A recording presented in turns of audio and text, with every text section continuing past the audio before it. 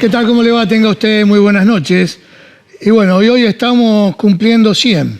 Qué bárbaro, ¿no? No, 100 años no, porque no estaríamos. No, pero no. 100 programas, ¿eh? Así que al cierre del programa vamos a hacer todo un recordatorio y agradecimientos. Totalmente. Pero son 100 programas y le agradecemos. El primer agradecimiento es para ustedes que están del otro lado de la pantalla porque nos han elegido y nos han puesto en este lugar. Nos acompañan y lo sabemos. Así es. Muchas gracias. Y fiel a este estilo de programa, vamos a decirle que vamos a hablar de educación, porque va a estar el ministro de Educación de la provincia de Santa Fe, José Goiti, haciendo un paneo, ¿no?, de lo que son las medidas aplicadas por la actual gestión educativa de Santa Fe, como también un poco el escenario, ¿no?, de lo que resta para los próximos meses, obviamente asignado también en un contexto de crisis. También vamos a hablar de economía y para eso tenemos un invitado. Federico Fisela, economista, experto en mercados, al término de una semana muy complicada para el gobierno nacional, pero también en el arranque de otra semana con muchísimos desafíos para el gobierno de Javier Milei. Y vamos a tener un intendente para que nos cuente fundamentalmente cómo es la articulación del gobierno provincial con aquellos intendentes que no pertenecen a la misma idea política. ¿No? Exactamente. Pablo Corsalini, el intendente de la ciudad de Pérez, aquí cerquita de Rosario, los desafíos también de gestionar en un contexto de crisis, obra pública que se recorta y también el futuro del peronismo provincial, porque Corsalini integra lo que es la nueva mesa de conducción del PJ santafesino. Bueno, nos metemos de lleno entonces al programa.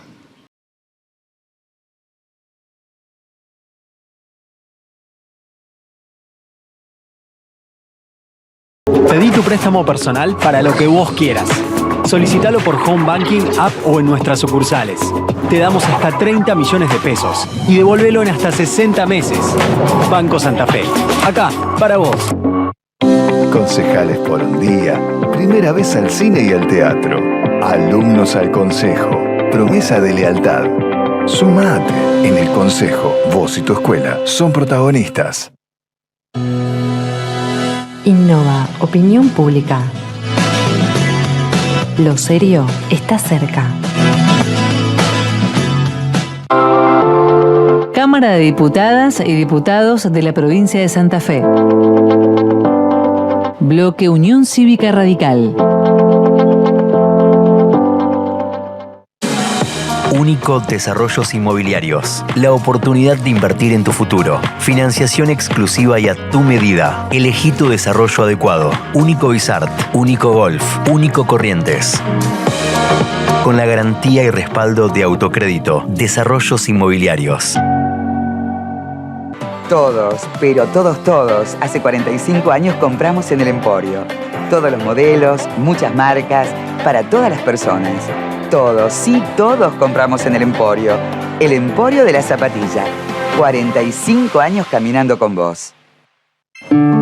Cámara de Diputadas y Diputados de la provincia de Santa Fe. Bloque Compromiso Justicialista.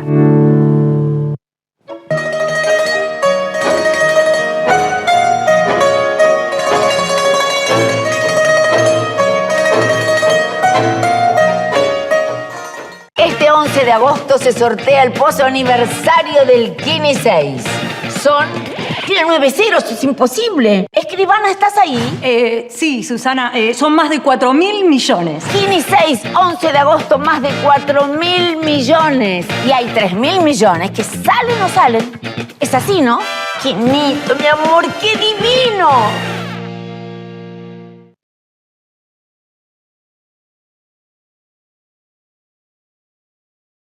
Muy bien, y recibimos a Federico Fisela, economista, especialista en mercados. Exactamente. Federico, bienvenido. Gracias por la invitación. Bueno, hoy se puso en práctica ya la fase 2 del plan económico, es lo que dice el gobierno, sí, donde teóricamente cierran el grifo de emisión monetaria. ¿Qué análisis haces de esto? Bueno, evidentemente hubo una especie de punto de inflexión en mayo-junio aproximadamente, que era una fecha en la que iban a ingresar una lluvia de dólares de una super cosecha que finalmente no sucedió, y a la vez tampoco creo que hubo distintas fuentes de financiamiento que se habían anunciado que evidentemente no terminaron llegando. Y el gobierno giró el timón de alguna manera, reconociendo eso, que necesita dólares también, y que no se le vaya mucho el precio del dólar. Y entiendo que para esa segunda fase necesita lo mismo.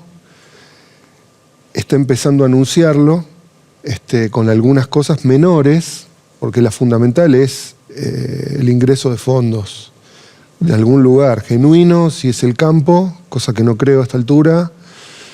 Y lo que el mercado más está descontando en este momento es que el gobierno está esperando el triunfo de Trump y que eso les sirva como canalizador para recibir un préstamo más político que económico, digamos, que ir a un privado a pedirle plata.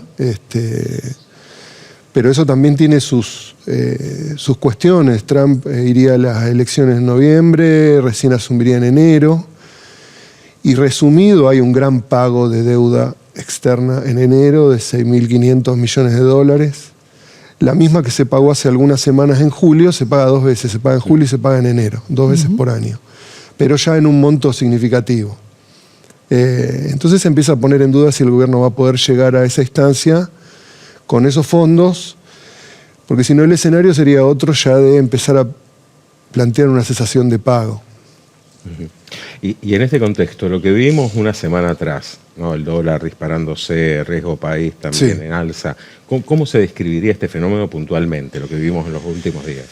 Bueno, creo que el mercado le pide algo más ya a la política económica y le pide ya cosas contundentes, o sea, no anuncios que si bien para la campaña te sirve mucho simplificar y tirar conceptos simples de entender, después en la gestión se te da vuelta y necesitas ya articular una cantidad de cuestiones para que el hecho suceda.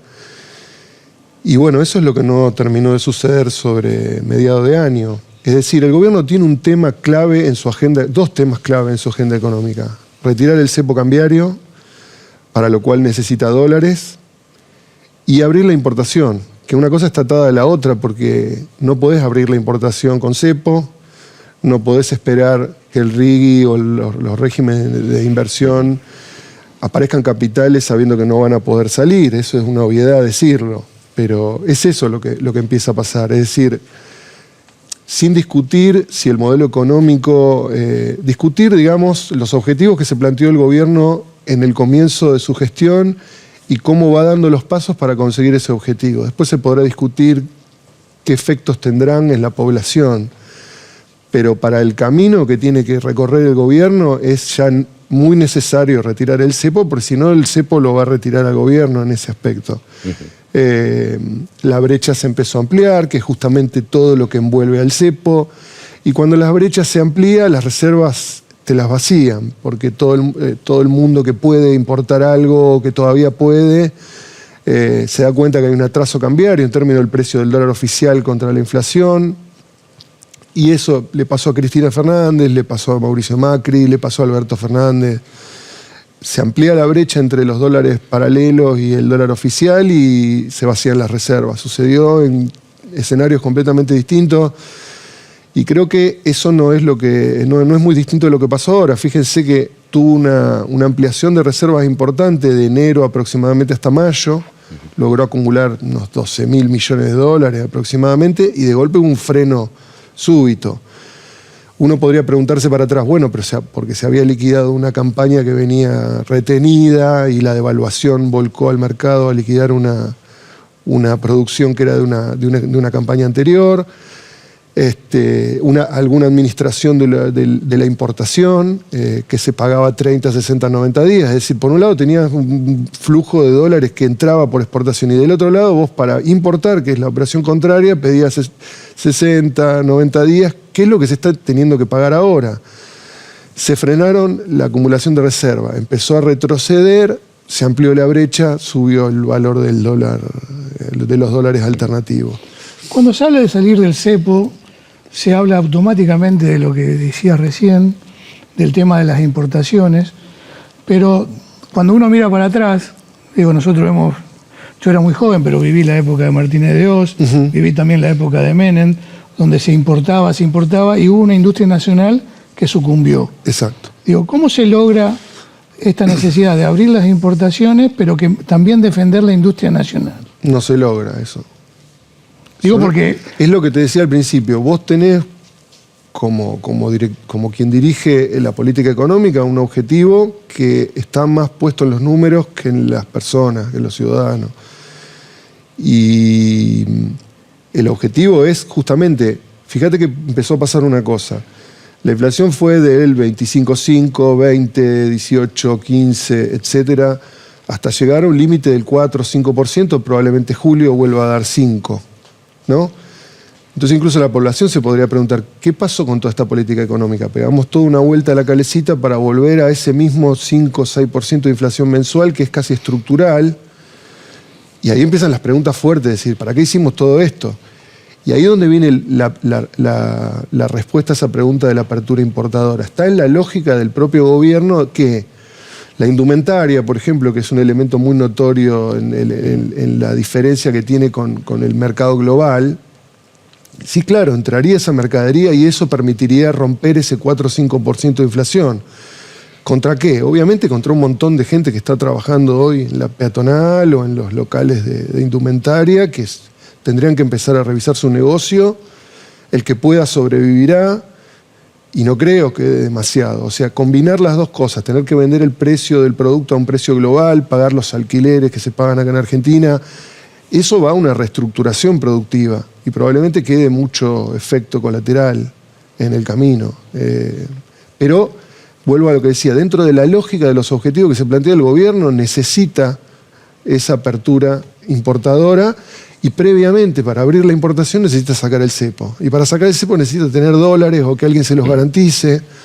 Entonces aparecen un poco estos últimos anuncios medio de, a mi criterio son bastante maquillaje para lo que estamos hablando, la cuestión del oro, la cuestión de garantizar el pago de ese bono que es en enero, que el gobierno sale a decir, estoy buscando los mecanismos para darle garantías que eso se va a pagar. Pero todo muestra una misma cuestión. No hay dólares, hay deudas en dólares grandes y Argentina sigue dando vuelta en eso, con acomodar números, acomodar la planilla de Excel, pero después, bueno, desde lo productivo no hay una respuesta muy clara. Es como que el gobierno no sale del modo campaña, ¿no? En materia de anuncios económicos. Sí. Creo que lo que empezó a pasar, eso que te digo que fue un punto de inflexión, es que ya te piden más. O sea, te piden más en el sentido de mostrarme que el equipo puede marcar un tanto en el arco contrario, concreto. No, sí, le vamos a hacer 6 goles, sí, vamos a ganar esto. Y bueno, después salí a la cancha. Y ahí ya tenés que ver cómo haces para convertir. Y creo que esa es ya una demanda concreta, una respuesta que tendría que dar la política económica, que por ahora no está. Es decir, iba a haber un rebote en B corta, creo que ya no hay analista del corte que elijas que proyecte que no va a haber una recesión todavía prolongada hasta fin de año. Algunos se extienden un poco más, incluso le dan 2 años a esa situación. Y hay muchas similitudes con esos primeros 2 años de la convertibilidad que me mencionaba él. Donde si vos lo ves, sí, en un determinado momento se secó la plaza de pesos, algo similar a lo que se está anunciando estos últimos días. Eso generó una economía muy parada en aquel momento, pero igualmente durante esos 2 primeros años el gobierno seguía teniendo devaluaciones hasta llegar al 1 a 1. O sea, el 1 a 1 terminó siendo 10.000 australes por dólar. Y que le llevó casi 1 año y medio. Le llevó casi 1 año y medio. Entonces todavía estamos transitando un periodo, porque el gobierno en eso cambió, en ese juego que dijo, como no tengo dólares, voy a dar vuelta a todo, y voy a secar más todavía lo que puedo, voy a hacer fuerte el peso. Un poco lo que está anunciando, una idea, por lo menos si la puede concretar, es como una especie de neoconvertibilidad, ¿no? Donde, que ahí yo lo discuto, Menem tenía dólares. Menem tenía un flujo de dólares, está bien, excepcional porque era de venta de empresas, pero estaban los dólares. O sea, yo vendí Entel, está bien, es una vez, después no lo tengo más, que esos fueron los problemas que tuvo después, pero tenía. Ahora no hay. Entonces yo quizá lo que le discutiría al ministro es, vos me decís que por la escasez de pesos, el peso va a recuperar su valor solo porque es escaso. Pero si la gente, o yo le argumentaría, si la gente sigue viendo que vos no tenés dólares, no podés pagar, avanzás a un default, porque en algún momento no pudiste pagar y va a una cesación de pago, el dólar va a perder interés, ya ni le va a importar si es escaso o si no es escaso, lo va a perder y lo va a ganar el dólar en precio, porque lo escaso va a ser el dólar también. O sea, serán escasos los pesos, pero los dólares también, que eso es una diferencia. Pero bueno, se empezó a ver esa idea de tratar de ver de que Estados Unidos le tire una mano, que le haga una presión política en el Fondo Monetario para continuar con la refinanciación.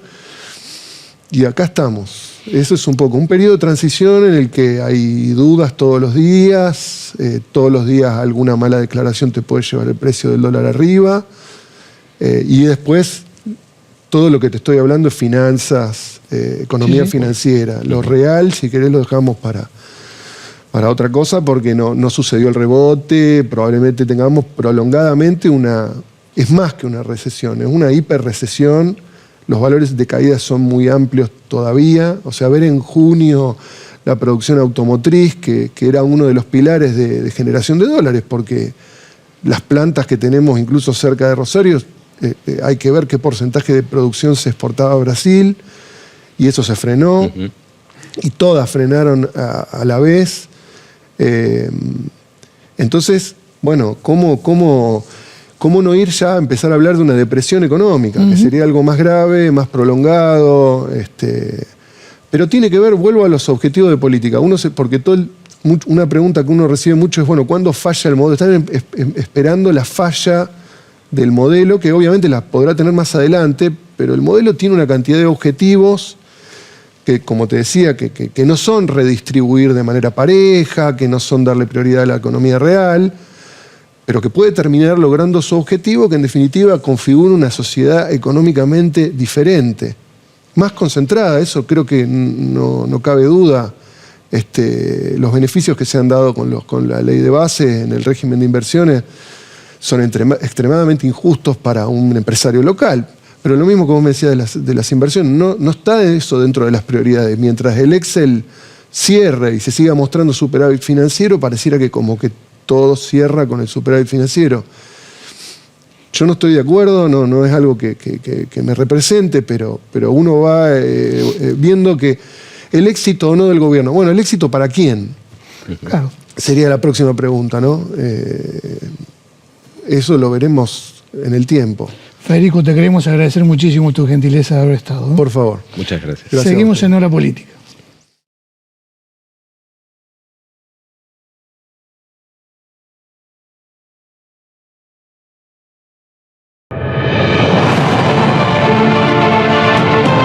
AMSAFE San Lorenzo.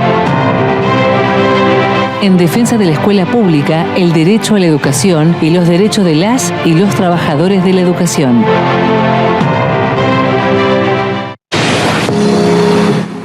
Cámara de Diputados de la Provincia de Santa Fe.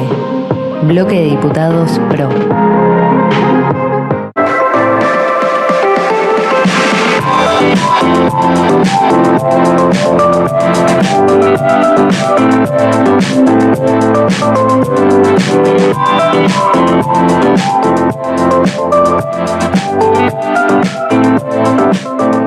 En lo que va del año, ya terminamos las obras en calle Santa Fe, Alvear, Gutenberg, Camilo Aldao, España, Schweizer, San Lorenzo, Pellegrini y la primera etapa del pavimento definitivo en los barrios Empalme y Ludueña. En julio vamos a intensificar el plan de calles aprovechando las vacaciones de invierno y la baja circulación en las arterias más transitadas. Plan de calles 2024. Municipalidad de Rosario. Sindicato Luz y Fuerza Rosario, un gremio comprometido siempre con la gente y en acción solidaria permanente.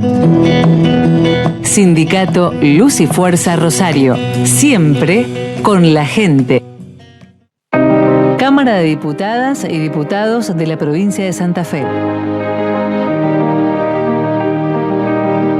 Bloque Hacemos Santa Fe. Asociación del Personal Legislativo de Santa Fe. Un gremio de la democracia.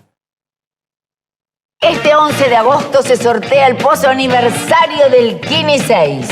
Son Tiene 9 ceros, es imposible. Escribana, ¿estás ahí? Sí, Susana, son más de 4.000 millones. Kini 6, 11 de agosto, más de 4.000 millones. Y hay 3.000 millones que salen o salen. Es así, ¿no? Quinito, mi amor, qué divino.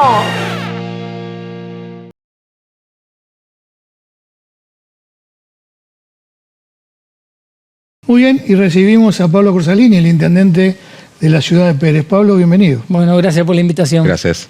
Por favor. Pablo, ¿cambió el color político del gobierno provincial?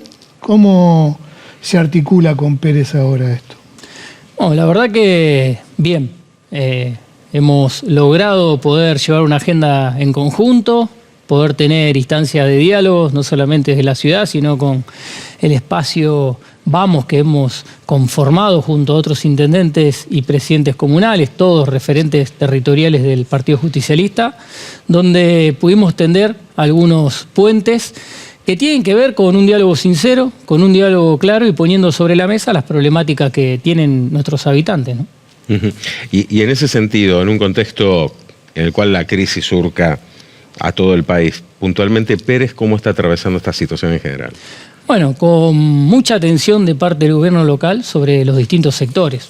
Pérez tiene un sector industrial, pyme, muy fuerte, 162 empresas, que sin lugar a duda todas estas medidas que viene tomando el gobierno nacional y sobre todo la implementación de esta ley, nueva ley base que se está implementando, mirándola con mucha atención. Por un lado, porque tenemos una pyme que da valor agregado, que esta apertura de medida de la importación empieza a poner en alerta y entendemos que los gobiernos locales tenemos que ser buenos interlocutores, al menos con el gobierno provincial, para empezar a pensar algunas estrategias en conjunto. Tenemos que pensar que 3.500 personas trabajan en nuestra estructura, en nuestra matriz productiva, preservar el empleo, creo que es hoy una prioridad, lograr sinergia desde el gobierno local, haciendo todas las estrategias necesarias para acompañar. Hemos armado unas herramientas que son ordenanzas para poder descomprimir el 25% del DREI en estas empresas que se van adhiriendo de manera voluntaria. Bueno, todo lo que está a nuestro alcance lo estamos haciendo para que realmente el empleo no sea una variable de ajuste en el sector y sobre todo en la gente. El otro día hablábamos con el ministro de Trabajo de la provincia y sin duda que hay una pérdida laboral muy importante en puestos de trabajo. Fundamentalmente cuando hablábamos de importación y de salir del cepo se habla mucho de la macroeconomía, pero no se habla del impacto que tiene en el ciudadano común. Ustedes en cuanto a las pymes que tienen, ¿están sintiendo ya este efecto de pérdida de trabajo? Este escenario lo vimos en el 2015, cuando nos tocó asumir en un contexto de gobierno donde recién arrancábamos como gestión local, con lo cual esta instancia la veíamos, al menos nos preparamos localmente, por eso armar algunas herramientas locales de acción directa. Claramente digo que es una foto, un collage entre el 2015 y la pandemia lo que está viviendo el sector, ¿no? Digamos, una reconversión de algunas pymes en importadoras, con la fusión de ese ajuste de empleados que tienen que hacer, digamos, el incumplidor, digamos, esa mano de obra que realmente es ociosa. Pero también se ve todavía una instancia de aguantar, ¿no? Digo, el empresariado pyme apuesta a no deshacerse del recurso humano porque entienden que ha invertido durante 10, 15 años para poder tener mano de obra calificada y eso lo está cuidando. Por eso digo, la mirada del gobierno, la mirada de la política en entender el adentro de la pyme, la lógica que tiene la empresa familiar, que lo primero que hace es sigue reinvirtiendo para poder sostener esa tradición familiar. Bueno, ahí tiene que estar el Estado con una mirada casi con una lupa. No es la misma pyme en todos los sectores, ¿no? Los rubros. Como referente de un espacio importante del justicialismo provincial, vos mencionabas hace unos minutos el vínculo que mantiene Pérez con el gobierno provincial. Precisamente la Casa Gris hoy impulsa algunas medidas o iniciativas que van a terminar tallando también en lo que es la vida de los santafesinos, como es la reforma previsional, por ejemplo. ¿Estás de acuerdo con esta iniciativa? La verdad que estamos tratando de dar los debates junto con los senadores, ¿no? Digamos que también son parte de esta construcción que llevamos al justicialismo de la provincia de Santa Fe en esta unidad que se dio, donde no solamente se está poniendo en discusión la reforma previsional, sino que también se está discutiendo otra reforma que tiene que ver con la constitución de la provincia. Creo que hay una mirada que hay que empezar a entender, que la sociedad cambió, que estamos frente a nuevos desafíos y que sin lugar a duda los partidos tradicionales, como el que nos formó, digamos, el que representamos, merece de esta discusión y de estos debates, que no solamente tiene que ver con lo generacional, que también hay que ayudar a otros actores que puedan entender que la forma cambia y que la agenda hay que ir modernizándola, ¿no? Esto que vos decías, sin ninguna duda, interpela al peronismo provincial. Digo, hay una sociedad que está pidiendo a los partidos tradicionales que así no va más, y que tiene que ver, sin ninguna duda, también con una renovación, con nuevas caras, con dirigentes más jóvenes. ¿Pensás que el peronismo va a lograr para el año que viene ser una alternativa? Bueno, el desafío que tenemos. Digo, vos nombraste referentes jóvenes, digo, uno hace de los 14 años que viene militando en la política y ha atravesado todas las instancias posibles. Y la verdad que lo que sí tenemos en claro, un grupo de dirigentes, que no solamente es generacional, sino que también es de forma, y que hay que cambiar esas formas, que hay que ayornarse, insisto, ¿no?, a lo que hoy la sociedad nos está demandando, que el año que viene va a ser bisagra para que el peronismo pueda ser una alternativa en el 2027. Creo que hay que consolidar al justicialismo en este tiempo y poder empezar a construir una agenda de gobierno que realmente sea atractiva para los santafesinos y santafesinas. Vos mencionabas la nueva conducción del peronismo provincial, hoy a manos de Guillermo Cornaglia, pero también atrás con un grupo de senadores, jefes comunales, intendentes. ¿Es la mejor opción o la opción viable para encarar este proceso de transformación que marcabas? Entendimos que sí. El grueso tenemos un denominador común que son los territorios. Digo, cuando uno piensa donde los pies pisan, es más fácil poder hablarle a la gente y tener coherencia entre lo que hacemos y lo que construimos. Digo, nosotros buscamos cuál era el denominador común, buscamos de los territorios poder fijar criterios en esta unidad, se han respetado, se ha logrado ese acuerdo y la verdad que estamos consolidando el proyecto del peronismo como una alternativa de gobierno para dentro de 4 años. Hablábamos hace un ratito de esta desinversión en obra pública. ¿Cómo lo afecta a Pérez el tema de la obra pública? Bueno, con preocupación por lo que significa, ¿no? Entender que las obras de infraestructura de grande envergadura, las obras de infraestructura que cambian la realidad de la gente, tienen que hacerla con el acompañamiento del Estado, digamos, sin lugar a duda que es una cuestión netamente ideológica. Nosotros, la ciudad de Pérez, en estos 8 años de gestión, hemos invertido desde el gobierno nacional, provincial y local más de 4.000 millones de pesos, prácticamente transformando en un 80% la ciudad, con 100% de red de cloaca, con un 85% de red vial, trabajando fuertemente en infraestructura que es de calidad. Por eso cuando la discusión está en que no tiene que haber más obra pública, nosotros le decimos que la obra pública tiene que seguir siendo impulsada por el gobierno, por el Estado. La obra pública tiene que hacerse con herramientas o mecanismos de más transparencia, quizás, si digamos la duda es qué es lo que pasa con la obra pública, ¿no? O lo que hablan de la corrupción. Bueno, hagamos un Estado más transparente, más eficiente, con herramientas y mecanismos que garanticen que realmente la obra pública pueda llegar a cambiar y transformar la realidad de la gente. Pablo, en los últimos meses algunas voces o dirigentes puntualmente de Unidos, la coalición oficialista, instalaron la posibilidad de que referencias del peronismo el año próximo puedan sumarse para ampliar lo que es hoy la coalición oficialista. ¿Ese escenario es viable? Nosotros la verdad que estamos ocupados por poder refundar el peronismo. Hoy el objetivo está puesto ahí.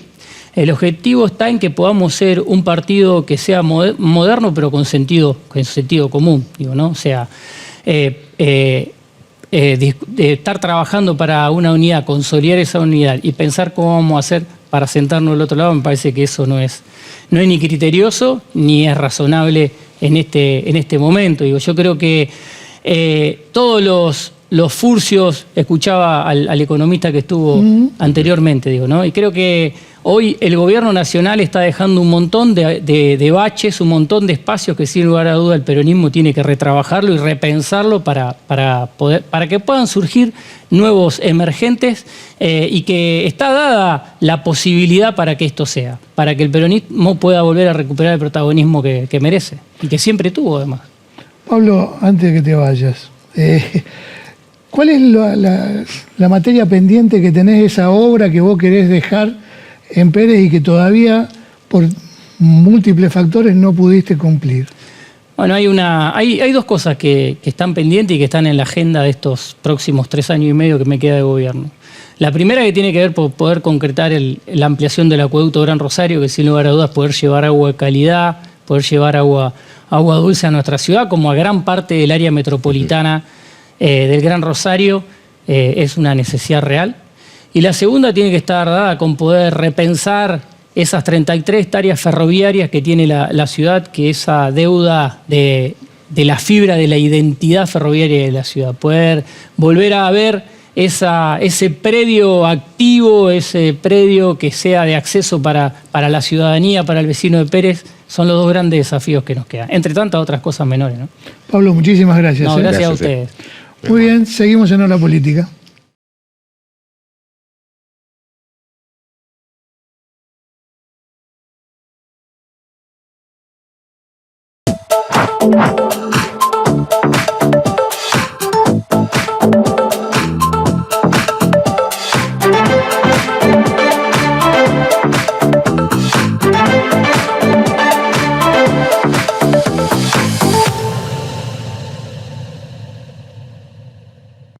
Escuchar para legislar, dialogar para garantizar derechos y construir una provincia más justa. Cámara de Diputados de la provincia de Santa Fe. Rosne Wines. Desde 2007 nos especializamos en el asesoramiento de bebidas, quesos, fiambres y delicatessen nacionales e importadas. Contamos con un sommelier en la firma y envíos a domicilio sin costos. Rosne Wines. Visítanos en Alvear 273 y Güemes 2533, Rosario. Cámara de Diputadas y Diputados de la provincia de Santa Fe. Bloque Inspirar, diputado Juan Argañarás.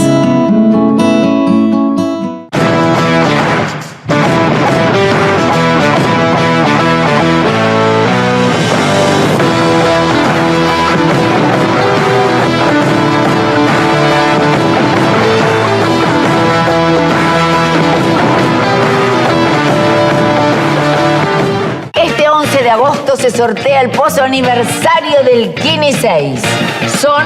Tiene 9 ceros, es imposible. Escribana, ¿estás ahí? Sí, Susana, son más de 4.000 millones. Kini 6, 11 de agosto, más de 4.000 millones. Y hay 3.000 millones que salen o salen. Es así, ¿no? Quinito, mi amor, qué divino.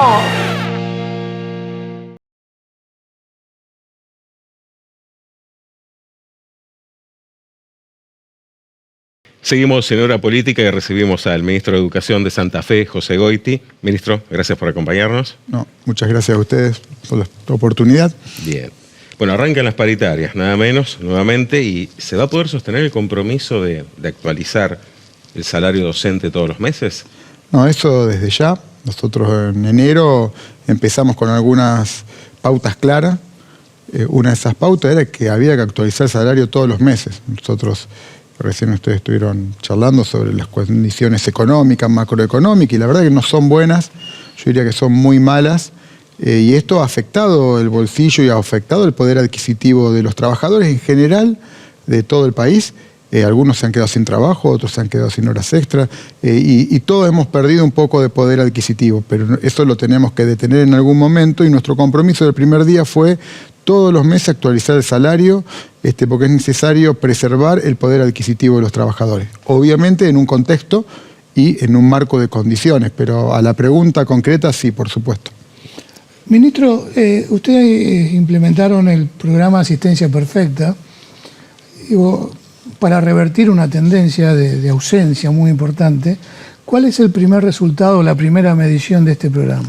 A ver, el primer resultado, y muy positivo, lo planteaste correctamente, es revertir una inercia. Nosotros tenemos un sistema educativo que tiene muchas potencialidades, que tiene un gran potencial, pero también tiene muchos problemas y tiene algunas cuestiones que son de orden sistémico. Parte de ese problema sistémico tenía que ver con el nivel de reemplazos que todavía estamos pagando, pero que si uno lo analizaba en una secuencia histórica, en los últimos 4 años se había elevado un 10%. Es muchísimo. Entonces, si nosotros partimos de la base de que el año pasado, sobre 400.000 millones de pesos que se pagaron en salario, que no es poco, y si uno lo proyecta, eso va a ser mucho más este año. 100.000 se pagaron en reemplazos, hay algo que no está funcionando, claramente. Entonces, lo primero que hay que hacer es reconocer ese problema y empezar a instrumentar algunas políticas que tengan un efecto sobre ese problema. Bueno, hemos implementado varias políticas para revertir esa situación y hemos logrado, primero, revertir la tendencia y segundo, modificarla de una manera positiva. Entonces, no solamente el programa Asistencia Perfecta, también modificar la implementación de algunas reglamentaciones que tenían que ver, por ejemplo, con familiares a cargo, empezar a hacer controles un poco más serios con los recursos que tenemos. Vamos a trabajar sobre un sistema de salud laboral mucho más integral y más acorde al volumen que se tiene que administrar, pero ya empezamos. Es decir, todas estas acciones, algunas de carácter puntual, otras de carácter económico, pero muchas también de carácter moral, ya han tenido un resultado, y ese resultado es que hemos logrado de alguna manera parar la inercia creciente en términos de reemplazo, la hemos equilibrado y creemos que ya está empezando a descender. En esa estrategia estamos y con resultados positivos, pero no solo positivos en términos de bajar el nivel de licencias, también positivo en cuanto a la percepción que tiene el docente, la percepción que tiene la sociedad. Hemos logrado algunas cosas interesantes en poco tiempo porque el programa Asistencia Perfecta tiene menos de 3 meses. Lo empezamos el 16 de abril. Hoy hicimos un informe, hemos hecho en estos días un informe público de cuáles son los resultados que tenemos, que son claramente resultados provisorios para seguir trabajando y para ir mejorando. Algunas voces críticas a esta iniciativa lo tildaron o la compararon con esa histórica medida del presentismo, ¿no? Aplicado por otras gestiones provinciales. Sí, yo creo que hay que hacer dos reflexiones. La primera, no dramatizar y no extrapolar situaciones. Claramente no tiene nada que ver con ese momento, nada que ver. El premio es un reconocimiento a un esfuerzo adicional, a un esfuerzo especial, particular, que no es ni más ni menos lo que hacemos nosotros con nuestros chicos y las chicas en el aula. Básicamente tiene que ver con eso. No es habitual, no es parte del salario, no es razonable ni lógico que un docente lo cobre todos los meses, como de la misma manera que tampoco es razonable y lógico que no lo cobre ningún mes a lo largo de un año. Es decir, tiene un montón de características que no lo pueden homologar, digamos, a lo que fue ese momento histórico para la docencia. Y aparte también lo tenemos que contextualizar en la situación actual. No, yo creo que no podemos. Yo entiendo que haya determinados intereses, que uno asuma determinadas representaciones, pero lo que no podemos hacer bajo ningún punto de vista es no mirar el problema, no reconocerlo y no tomar medidas para resolverlo. Y eso es nuestra función, es nuestra responsabilidad como gobernantes. Entonces, a mí me parece que más que comparar con otras políticas, veamos a ver qué hacemos para resolver el problema que entre todos hemos generado, porque estamos ante una situación de un sistema educativo que no está funcionando como debe funcionar, y en todo caso, aquellos que tenemos responsabilidades políticas y aquellos que vienen teniendo durante muchísimo tiempo responsabilidades políticas, porque en definitiva una representación gremial es una representación política que tiene una incidencia sobre el propio sistema educativo y no puede no hacerse responsable de lo que pasa en el sistema educativo. Empecemos a mirar críticamente lo que hemos hecho y tratar de hacer algo distinto para tener resultados distintos. Entonces, mirar para atrás y no mirar el presente para proyectarlo al futuro no creo que sea una buena actitud. Ministro, le voy a hacer una pregunta que, más allá que me cueste demostrar que no soy conservador, la pregunta tiene un contenido de conservador. Porque nosotros venimos de generaciones que hemos aprendido las tablas de multiplicar de memoria y después las hemos razonado.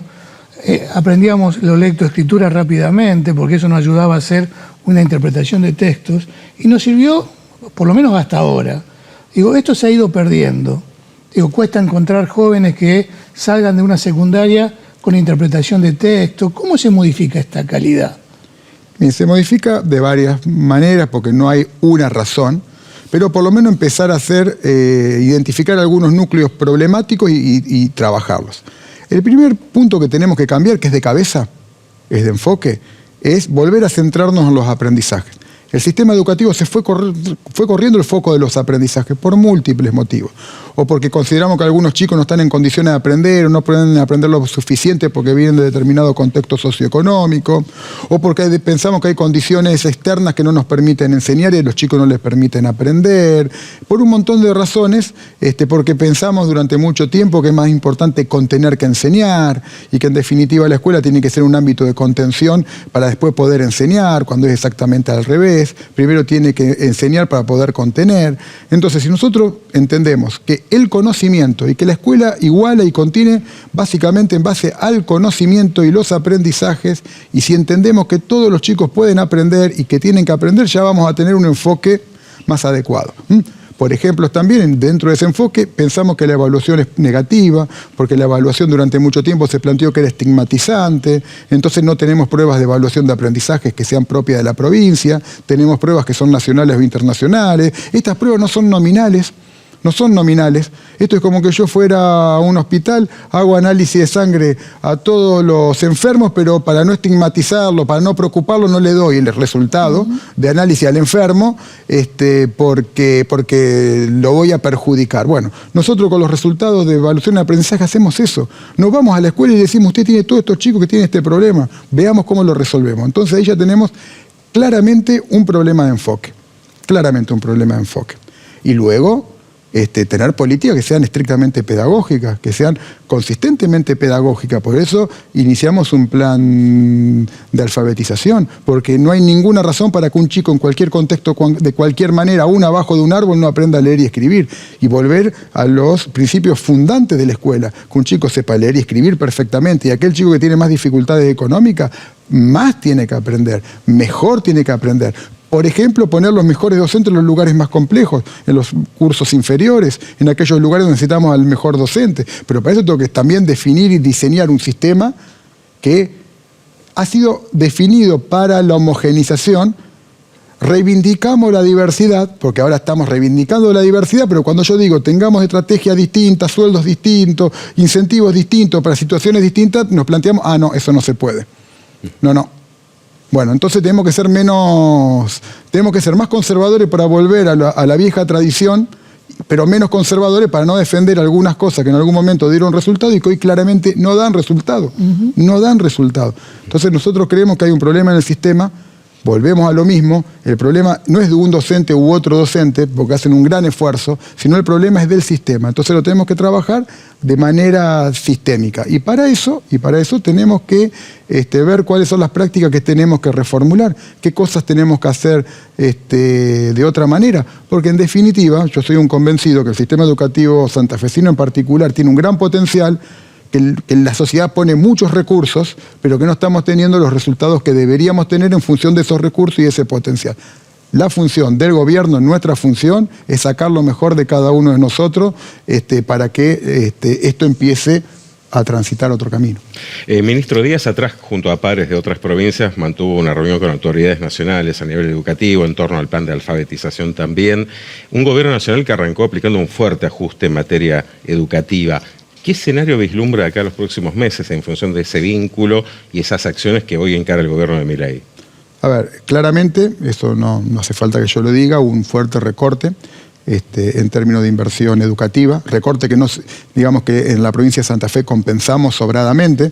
Fíjese, el gobierno nacional eliminó el FONIT, paralizó las obras, congeló los programas nacionales y nosotros en Santa Fe estamos haciendo obras, estamos invirtiendo en educación, estamos incrementando el presupuesto educativo, mediante distintas políticas, estamos sosteniendo con recursos absolutamente propios un plan de alfabetización. El plan de alfabetización se sostiene con recursos genuinamente santafesinos y con el presupuesto y con la decisión política del gobierno de Santa Fe. Con ese panorama nos encontramos cuando inició esta gestión nacional. La gestión nacional fue para un lado y nosotros fuimos para otro en cuanto a los recursos. Sí compartimos la prioridad de la alfabetización con respecto a algo que plantea el gobierno nacional, que es algo que ya planteábamos nosotros en la campaña electoral, tomamos un compromiso y lo estamos cumpliendo.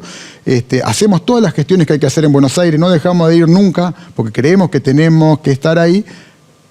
Esperamos, tenemos expectativa en que empiece a mejorar la situación en cuanto a cómo asiste el gobierno nacional a la educación y cómo responde a su responsabilidad. Bueno, estamos esperando. Yo no puedo avisorar qué es lo que va a pasar, ni puedo adelantar una opinión. Lo que sí tengo que decirle que aquello que el gobierno nacional no cubre, este gobierno provincial lo está cubriendo y que nosotros no vamos a esperar que el gobierno nacional nos venga a asistir para hacer las cosas que tenemos que hacer, porque estos son nuestros alumnos, estas son nuestras escuelas y nos sentimos absolutamente responsables de eso y vamos a trabajar para hacer nuestra parte. Si el gobierno nacional colabora, buenísimo, vamos a seguir demandando, vamos a seguir yendo a Buenos Aires, vamos a seguir reclamando, inclusive por vía judicial, el FONIT, pero eso no va a ser, una excusa para no hacer el trabajo que nos corresponde hacer nosotros, porque los chicos, las chicas, no pueden estar esperando a ver qué pasa con la política nacional para aprender a leer, para aprender a escribir, para estar en la escuela, para poder educarse y ser los ciudadanos que necesitamos para el futuro. Ministro, gracias por acompañarnos. No, muchísimas gracias a usted. El ministro de Educación de Santa Fe, José Goiti, pasó por Hora Política.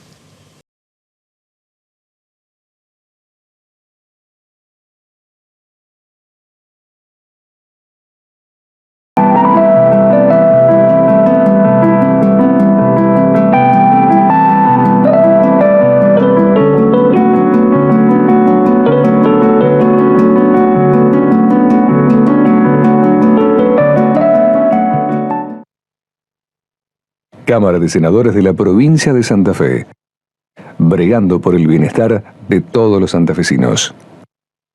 Todos los días, la ciudad de Pérez se levanta para hacer más cuadra de pavimento, para potenciar sus industrias, para construir más de 25 kilómetros de vía segura, para generar trabajo, para que la noche se convierta en día, para hacer esa ciudad unida que no para de crecer.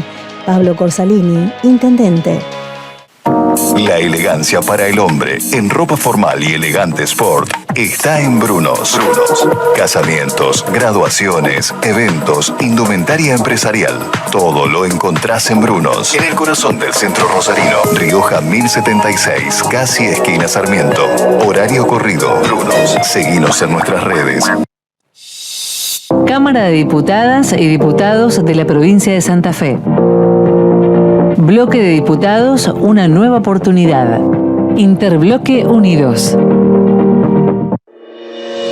Cada mañana, los que trabajamos la tierra, renovamos nuestro compromiso con el futuro. Porque la agricultura es innovación y en cada campaña nos reinventamos. Por eso, para superar nuestros propios rindes, elegimos la marca que nos acompaña desde siempre. Somos Apache. Aprendemos del campo. Este 11 de agosto se sortea el pozo aniversario del Kini 6. Tiene 9 ceros, es imposible. Escribana, ¿estás ahí? Sí, Susana, son más de 4.000 millones. Kini 6, 11 de agosto, más de 4.000 millones. Y hay 3.000 millones que salen o salen. Es así, ¿no? Quinito, mi amor, qué divino.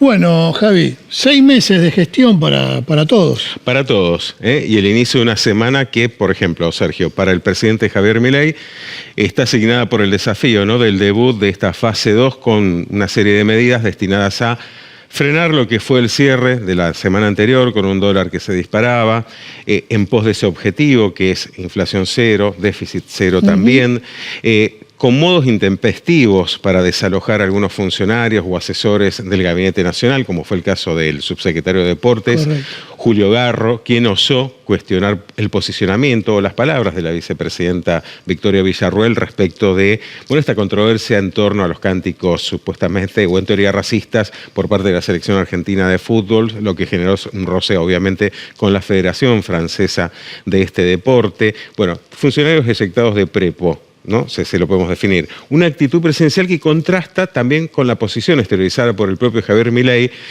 respecto de estos 6 diputados nacionales de La Libertad Avanza, que días atrás visitaron a represores detenidos, procesados y detenidos por graves delitos de lesa humanidad durante la última dictadura militar. 6 legisladores que fueron hasta el penal de Seiza, entre ellas la diputada nacional por Santa Fe, Rocío Bonacci. Bueno, el presidente, si bien dijo no compartir la medida, quedó ahí nomás el pronunciamiento. Lo que contrasta, te repito, con esta actitud tan intempestiva de desalojar a algunos funcionarios o asesores que exteriorizan cierto desacuerdo con políticas de su propia administración.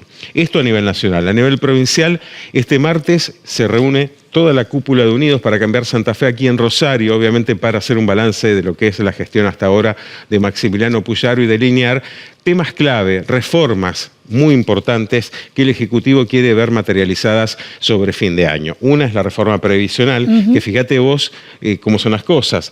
El avance de esta medida por parte impulsada por la Casa Gris puede tallar también en lo que es la renovación del Poder Judicial en Santa Fe, uno de los objetivos fijados también por Puyaro el 10 de diciembre pasado cuando desembarcó en la Casa Gris. Reforma previsional, Javier, que el gobernador anunció en la entrevista que nosotros le hacíamos aquí en la gobernación. Exactamente, fue un adelanto para Hora Política. Reforma constitucional también, Sergio, que comienza a debatirse internamente en Unidos. Este martes el radicalismo va a definir quiénes van a ser los nombres que van a contribuir a este proceso para armar una especie de proyecto base que luego va a ser enviado a referentes del peronismo y otros partidos de la oposición para tratar de sellar un acuerdo de cara a fin de año y tener esta iniciativa aprobada. Así que muchísimas cosas también en agenda para estos meses que restan para terminar 2024. Bien, como decíamos al principio del programa, este es el programa número 100 y queremos agradecerle, a Ricardo Slipper, que formó parte de este programa, y le mandamos un abrazo muy grande. Un abrazo. También a nuestro productor, Lisandro Marona, que en la medida que nos siga haciendo caso vamos a seguir bien, ¿no? Sí, pero es un todoterreno. Es un todoterreno. Sí. Bueno, también a José Pisichilo, Pepe, que ayer cumplió años, 47 años. Qué joven, de oficio, sí. Qué joven.